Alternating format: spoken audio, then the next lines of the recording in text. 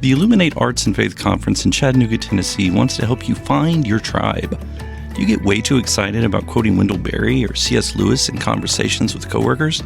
Does your Spotify playlist include hymns, a little jazz, and a whole lot of Andrew Peterson? Join your tribe at Illuminate March 31 and April 1 for education and inspiration from speakers Russ Ramsey, Douglas McKelvey, John Hendricks, and others. Find a complete list of session topics and ticket information at southern.edu/illuminate. In 2024, I set out to meet as many poets as I could and spend an hour with each one. I got more than I bargained for, more insight, more clarity, more hope. It's proved to be one of the richest highlights of my life. 17 writers, 17 deeply human conversations that made me sit up and pay attention. Franz Kafka once said, if the book we're reading doesn't wake us up with a blow to the head, what are we reading for? A book must be the axe for the frozen sea within us.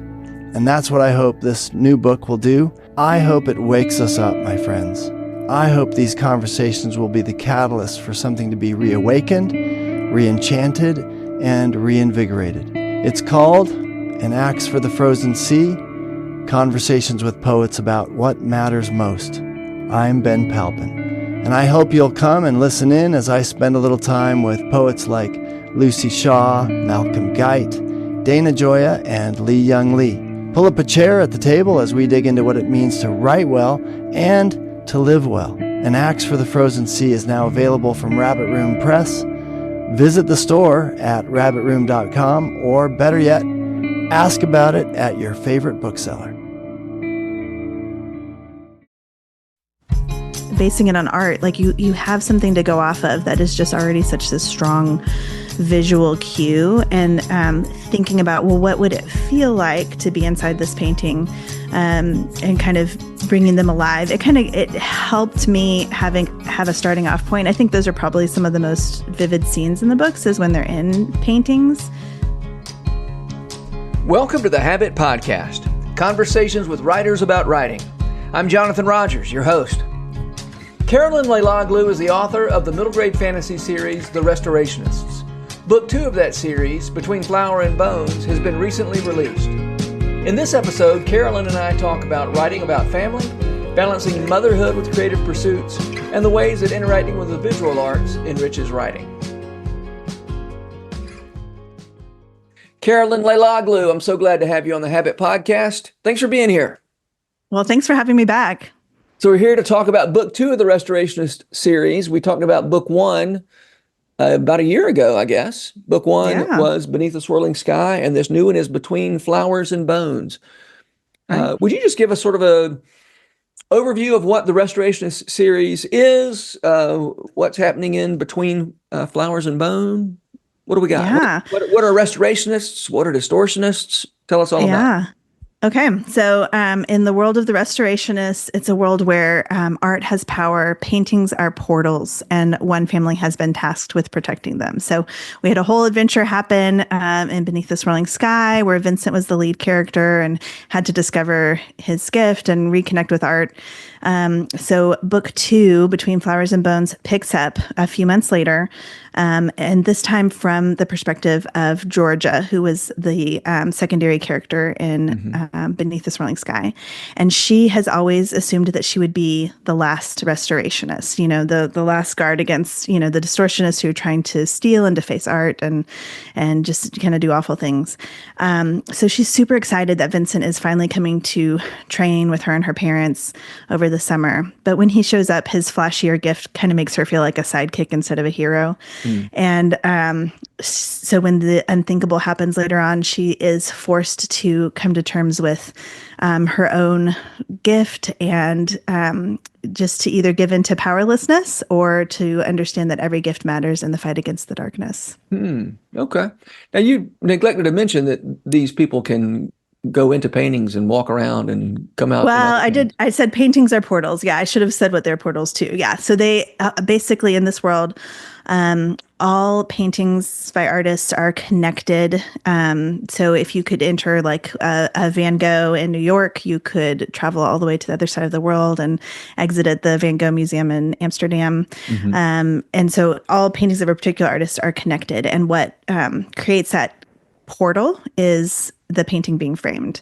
And so that's kind of an important theme throughout the book, if a painting's framed or unframed, and yeah, traveling into those paintings, and the distortionists are the ones who go inside the painting and distort it from the inside, like altering what the artist intended by it and causing kind of chaos in the real world as people like view the distorted painting, their emotions and thoughts are affected by that. So Wow.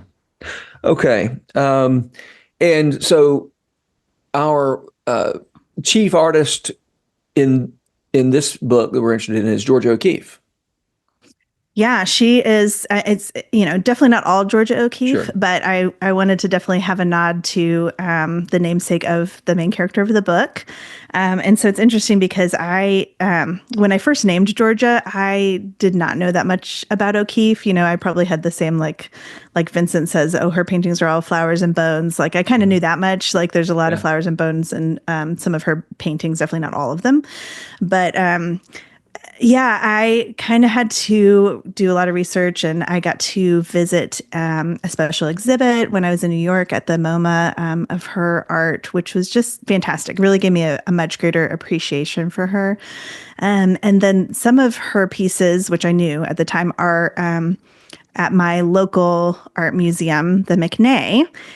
So it was just a joy. I got to use that as one of the settings for book 2, which was kind of cool because a lot of the themes are about smallness and small things being important. And it's not like an itty bitty museum, but it's very small compared to, a lot of the bigger museums people are familiar with. And it's just a gorgeous museum because it's at, it was at the former home of Marion Kugler McNay, who lived in San Antonio, was an art collector, and started this museum. And so, yeah, it was fun to get to do research in my hometown and get to do the setting there. It was really great. Well, I need to drop the link to the video that I guess the McNay made the video of you, right? Yes. I had contacted them to see if it would be okay if I came and filmed something myself, because, you usually have to pay to take photographs there. It's a very popular place to take photographs because it's so beautiful. I had my wedding photos done there. But then when they heard, what I was doing and that I was an author, they were super excited. And they were like, oh, let's partner together and do this. So I wrote the script. They added, the little bits about the McNay that I could help read because they're celebrating their 70th anniversary, which is pretty amazing. Yeah. So it just all worked out really well, and they were really wonderful to work with. And I think the video turned out really great. Yeah. Yeah, it did. I watched it. I enjoyed it. Okay. Georgia O'Keeffe. By the way, I didn't know that Georgia O'Keeffe was a potter until I read that in your book. Yes, it was later in her life. She was losing her eyesight. So I think it was kind of that desire to keep creating, even, as she was losing the ability to paint. So, yeah. So I want to hear you talk about, you've spent a lot of time with visual art. How has engaging with visual art affected your creative life? And your, I guess I should say your writing life. Yeah. Well, I mean, certainly for these books, it has affected it quite a bit. I think basing I think maybe just like as if you were basing things on real life places, basing it on art, like you have something to go off of that is just already such a strong visual cue, and thinking about, well, what would it feel like to be inside this painting, and kind of bringing them alive. It helped me have a starting off point. I think those are probably some of the most vivid scenes in the books is when they're in paintings, because I have some real life something to go by and add to kind of. But also because of the way I set up the world of the books, where they, they can't just travel to any other painting when they go into a painting. It has to be that same artist. So then there's only certain ways that they can go. Like they have to switch paintings at a museum. So Some of my plot was constrained by what they could actually do, like where they could actually get to, what this museum that they're having trouble through looks like, what art pieces connect. So that has been an interesting constraint. I think constraints are always probably a good thing for art, and has led me to some really interesting places. Like in the first book, I think one of most people's favorite scene is the scene that happens in the storm on the Sea of Galilee. And the reason that scene happened is because that's a piece that has actually been stolen, right? So I could say legitimately, this is a stolen piece possessed by the bad guys, in the book. And so, I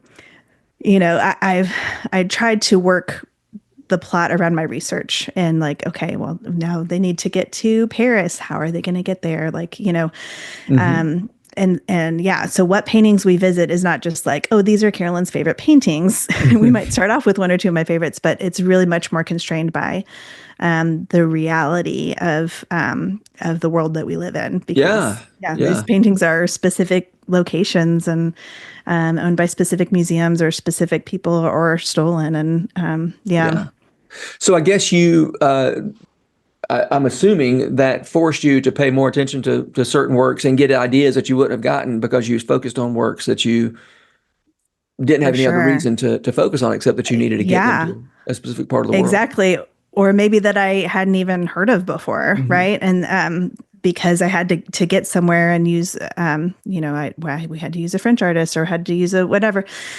So yeah, definitely. And I wish I could have visited every museum that I wrote about. That would have been amazing. But travel funds are definitely limited. Sure. New York was the only place I got to go other than my local museum. Yeah. But yeah, I did a lot of online research. We go to the Louvre at some point in this book. So I got a big old tome with like all the paintings in the Louvre. So yeah. Can you without giving away too much, can you think of an example of a story idea you got from an unexpected story idea you got from paying attention to a painting, or would that be giving away too much? Let me think about this. So I talked about how the distortionists are destroying paintings from the inside, right? Changing their meaning.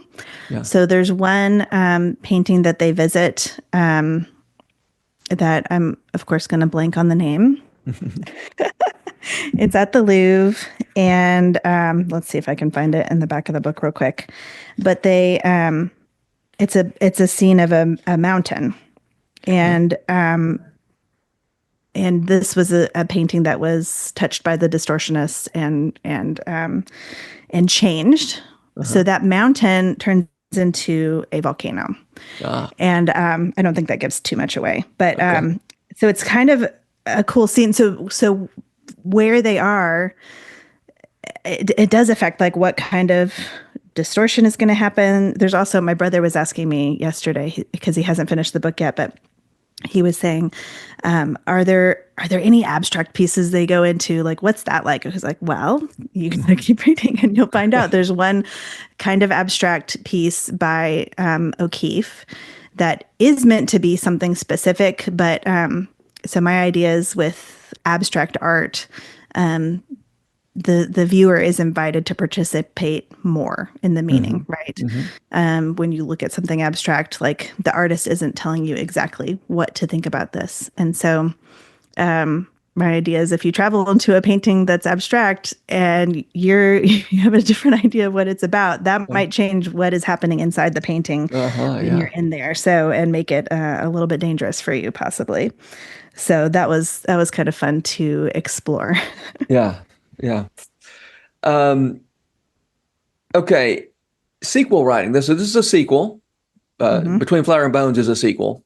Book 2 of is Restorationist going to be done in 3 books, or are you leaving out? Yeah, as far as we know right now, it's done in 3 books. I was contracted for a 3-book series. Yeah, we'll see. I guess there could be spinoffs at some point if it does well. But it's an idea that can certainly go forever. Yeah, a lot of places. Yeah.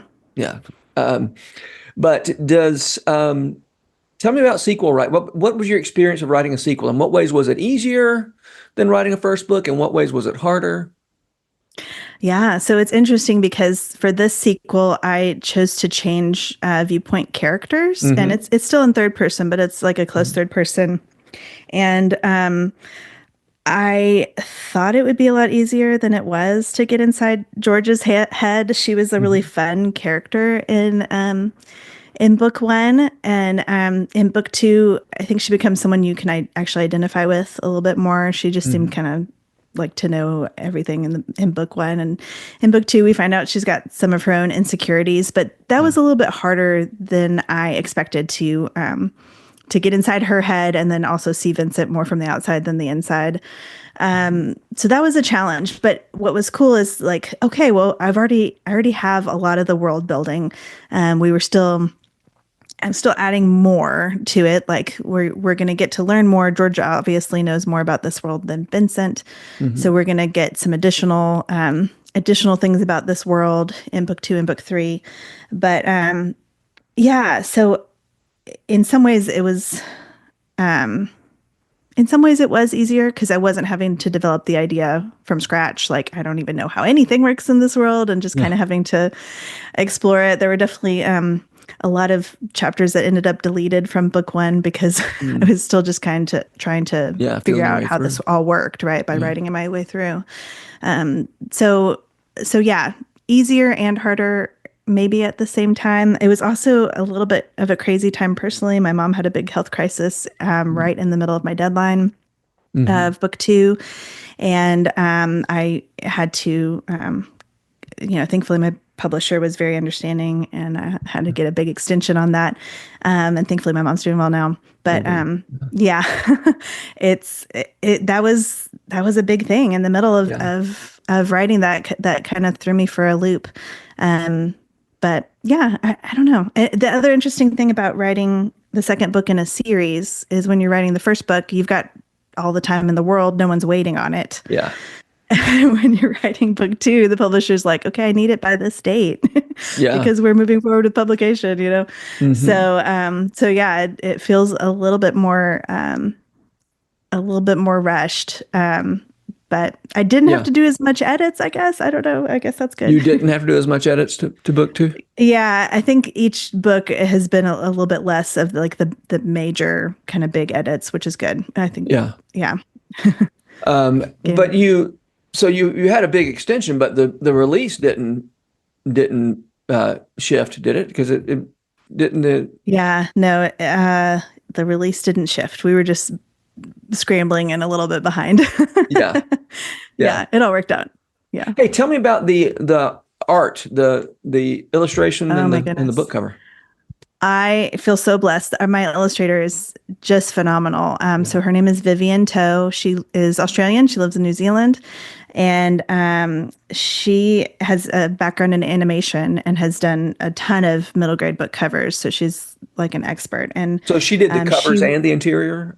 And the interiors, yeah. And so she has done a great job kind of incorporating a lot of the art that is referenced in the book into the covers. I really love to see that. And book two, like it might not be super obvious. So the top stuff is all like O'Keeffe references, but at the bottom there is a reference to Monet Water Lilies painting, that kind of watery part at the bottom.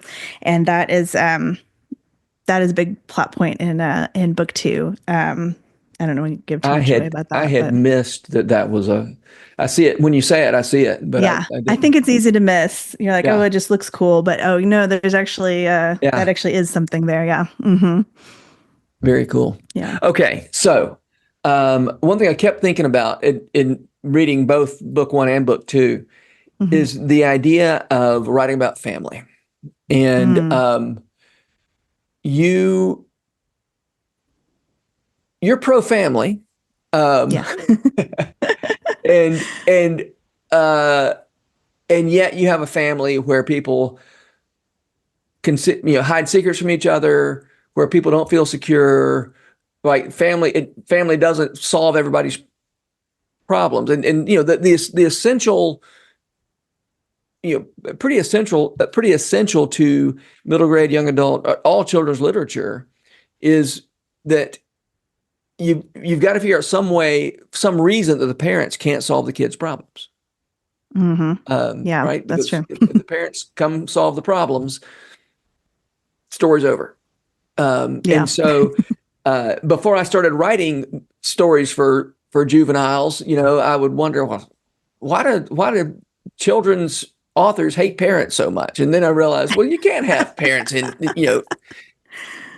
doing the things that parents are supposed to do in real life. So, let's talk about that.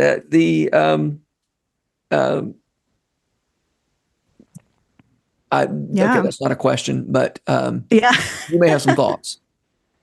Yeah. I think probably even in really good families, there are some secrets kids keep from their parents. Maybe they don't feel comfortable sharing, and that, parents are maybe not disclosing absolutely everything to their kids too. So, but those can cause problems. So that was, it's a good story device. And I don't think I'm like advocating secret keeping through the story, because it does always lead to some problems. But yeah, you're right. Like, you have to get rid of the parents somehow. And, some of the ways that I did that in the books is, like they're staying with the grandpa who can't travel into paintings anymore for various reasons. So that kind of is a little bit of a handicap for him. We also have, George's parents who they're great, but they're kind of busy trying to solve some stuff for their job with Interpol, and they're excited to have Vincent there, and they're not meaning to make Georgia feel less than, but that's just kind of her own thing. She's used to being an only child and kind of having all the attention, and things did not play out exactly how she expected. So I think kind of that jealousy is a really natural thing that probably a lot of kids can identify with if they had a new sibling come along or something like that, and seen their parents' attention no longer be 100% on them. Yeah. So I think those things are very identifiable. There's other ways that I kind of get rid of some of the adults in the book that I'm not going to spoil that, are not normally happening in real life, but, And it's interesting because the adults do become more a part of things in book 3, because they have to. And so that it is hard to make sure to have that balance, not have the adults take over, and still have the adventure be for the kids. Without the adults being too irresponsible, letting their kids go fight the bad guys. It's always a problem. It's always a challenge. In writing these kind of stories. Yeah.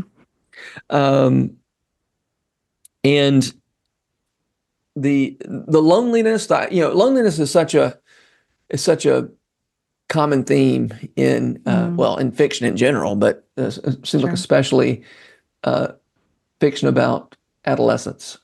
And that certainly is a part of Georgia's experience. And I don't know, tell me about writing about loneliness. Where is that? Why? How did that come into the story? You may have already answered that question. Let me lay down on the couch so I can be psychoanalyzed.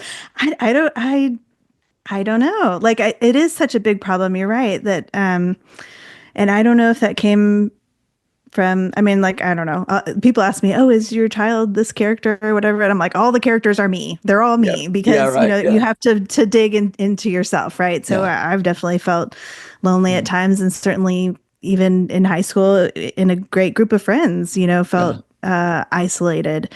But I think that's a common human experience, which has only gotten more profound today with, social media.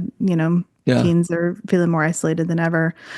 So I hope that can help encourage some people that they're not alone in those feelings, and not alone in their loneliness.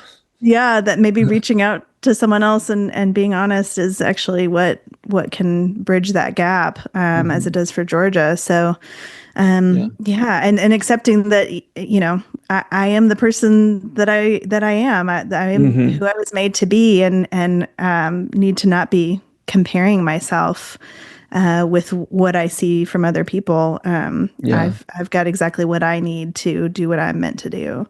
Yeah. Yeah. Well, I love the way that plays out here. Can we?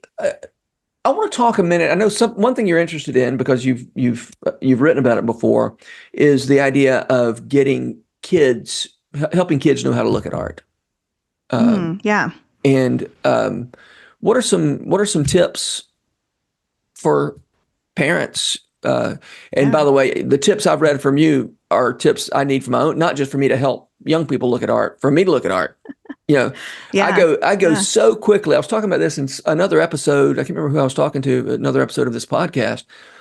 I cannot resist going and reading the little tag that tells you what to think about the painting, right? I can't just look at the painting and let it, and absorb it. I've got to go look at the little placard to see what I'm supposed to be thinking and seeing. And I try to resist, and I just can't do it. Yeah, you got to realize the artist didn't make that placard. That's right. That's the museum. So one thing that we've done, and I have a resource on my my website at carolynleiloglou.com about doing a simple picture study. It can be so simple and easier than you think to look at art with your kids. So one thing that we've done is, so Charlotte Mason was like oh my goodness, I'm not good at dates. I feel like 18th century educator. I could be wrong about that. What? Wasn't she 19th century? Okay, maybe 19th. I don't remember. So she a lot of homeschoolers kind of look at her for guidance in their schooling. And she has a very simple method for looking at paintings with kids. What you want to do is get multiple works by the same artist. And all you do, you can just get little printouts. I guess you could look at them on your computer, but I like it better if it's printed out. And you just look at the painting. You just stare at the painting for a minute, and then you put it away, and you say, what did you remember? And did you really remember accurately what was in the painting? So you talk about what you remembered, and then you pull it out and look at it again and see if you were right, what there was that you missed. And then after you're doing that, just that careful attention with several paintings over many weeks, you kind of get to know that artist, and you can discover, like, if you see their art somewhere else, you're going to notice, oh, that's Van Gogh, that's Norman Rockwell, that's whoever. And so that was like a really easy, simple exercise. And now I like to add my own twist to that and say, imagine what it'd be like if you stepped inside that painting. What would it feel like? What would it smell like? What would it look like? What would it like to be inside that painting? So I don't think that works with every painting, probably, but but it works with a lot of them, and it's kind of a cool way to immerse yourself just a little bit more. And then I also have a guide for going to museums with your kids, some things to think through beforehand, what you can do before, what you can do while you're there. And actually, I just had this experience. We went to the Huntington Library when we were in LA, dropping my daughter off at college, and went with my editor, who actually lives in LA right now, and 3 of my kids and my husband. And we had some fun. We did a game where you pick a painting and you pose like that portrait and take a picture, and we had a good time. And it kind of made even my kids, who are like, I have one who would love to just go through the whole museum with me and look at everything. And then one who's like, I would rather be doing some stuff with some people or something else than this. But even that one had a lot of fun posing and taking pictures. And so that just kind of gets you like looking at art and thinking about it a little bit more and still having fun. It sounds like your Charlotte Mason exercise was something you used for your own self, not just your kids. We did it. I see what you're saying. Yeah. So when I'm writing, Yeah. Yeah, to make sure that those details are correct, and then stepping inside the painting. That's true. Yeah. We definitely used it at our co-op. I led a little artist study when the kids were younger, which was a lot of fun. I think. Yeah. All right. Before we run out of time, I'd love for you to talk a little bit. We are recording this in the latter half of September. This is going to release before Hutchmoot, so I don't want to necessarily spoil your Hutchmoot talk, but you're going to be talking about balancing motherhood and creative pursuits. So, can you give us a little teaser or something that I'd love to hear you talk about balancing, motherhood, creative pursuits. It's not just motherhood, it's also daughterhood in your case, right? I mean, you said when you said your mother had that health crisis in the middle of you trying to write this book. So tell us about how some things you've learned about balancing motherhood and creative pursuits. Yeah. Well, okay. So this talk I'm giving with two fellow authors who are also moms who I know from the Habit membership. And so that's Summer Rachel Short and Robin Wall. And we developed this talk about not just writing in motherhood, but we're kind of using Madeleine L'Engle's writing about being a mom and a writer and a daughter also as kind of a spine for our discussion. And so that's been really neat to kind of dig into her thoughts about that and see, okay, well, she did it this way, and maybe this is a good way or not a good way. Is that mostly from Walking on Water or else? A lot of books. So a lot of books. We read Walking on Water. I read through most of the Crosswicks journals. I almost didn't read Summer of the Great Grandmother, but that ended up being my favorite. And it was very moving to me, like you said, after having gone through the health scare with my mom. To read that one. But I mean, she has just a lot to say about creativity and writing and resting even, she was obviously super productive, but as a writer and much more than I am, but and then also thinking about some of her flaws and things written about her, like Sarah Arthur's A Light So Lovely. She definitely acknowledges how Lingle maybe wasn't always the greatest mom, and some of her family regarded her journals as more fictive and her fiction as more realistic, because sometimes she included Bayan basically as a character in a couple of books in ways that maybe were not super healthy. So definitely like warnings to think through for us as well. I don't know if that made it into the talk, but I think for me, I really want to be present as a mom and not have my kids feel like these book babies are more important than them, Yeah. So I think it's a very fine line to walk, and I feel like writing as a mom is a little bit more of a battle sometimes than some of my male compatriots have, because I also feel very responsible for the house and everyone eating and all the things. I also help as part-time office manager at my husband's pediatric practice. Oh my goodness, really? So I'm a bit busy, but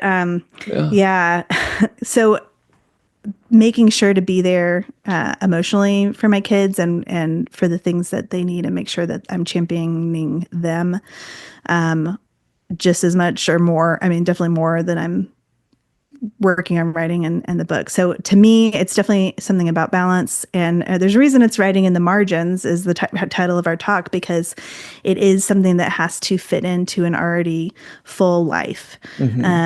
But that full life is what gives you a lot of the inspiration for writing. So I wouldn't trade it. That's what I was hoping you would get to is the idea that it's, yes, their intention and in competition, even sometimes the home life and the writing life, but you got to have something to write about. And a first audience, that full life you're living is the raw material of the writing.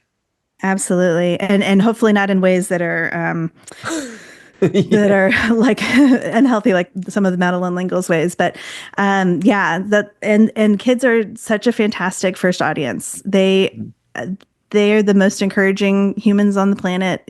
Like they're going to be your cheering section. So, I mean, it's just a delight to have kids that you're sharing your work with in your home. So, yeah. Yeah. All right. Okay. Last question before we wrap up. I know you answered this last year, but I'm going to ask it again in case anything has changed. Who are the authors who make you want to write, Carolyn? Okay, I'm going to say some new ones I've been reading recently, so hopefully it won't be a repeat. So, Kenneth Opel, I read his book Inkling several months ago, and it had like a similar like art theme, except like it was ink that was coming to life and coming off of a painting or drawing. I loved he had one of the best brother-sister relationships I've seen in a book, and that just really made me want to kind of delve into sibling relationships more. I just loved it. And then I'll risk saying one that I haven't finished yet, but I've started Impossible Creatures by Catherine Rendell, and I'm really enjoying her writing so far. And I'm just kind of paying attention to her descriptions and stuff and saying, oh man, how can I do this? How can I up my game? So I don't know how the book's going to turn out, but that's what I've heard of, but haven't read or even. Yeah. Everyone's talking about it right now. So. Yeah. Well, great. Well, Carolyn Leiloglou, thank you so much. I'm so glad that you're chugging right along. Now, is book 3 written? You're in the middle of it. What's the deal on book 3? I just finished copy edits, so it is off to the illustrator and out of my hands. Okay, so you are just right on schedule with this thing. Chugging along. Yeah, good job. All right. Well, thanks, and hope a lot of people read and enjoy Between Flower and Bones. Thank you so much, and thanks for having me again. It's always a pleasure to talk to you. Yeah. All right. See you later. Bye. The Habit Podcast is brought to you by The Rabbit Room, where art nourishes community and community nourishes art. You can support their work, including this podcast, by becoming a member. Visit rabbitroom.com/membership. Special thanks as well to Taylor Leonard for letting us use her song Diamonds as the theme music for the Habit Podcast. You can learn more about Taylor and follow her work at taylorleonard.com. The Habit Membership is a library of resources for writers by me, Jonathan Rogers. More importantly, The Habit is a hub of community where like-minded writers gather to discuss their work and give each other a little more courage. Find out more at thehabit.co.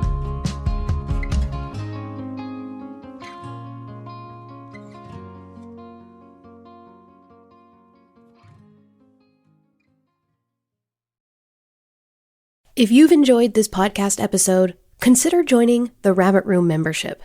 Your membership helps sustain this community, funding everything from publishing and podcasts and theater productions to events and programs that support artists who create with a Christ-centered vision. We'd love to have you on board. Learn more at rabbitroom.com/member.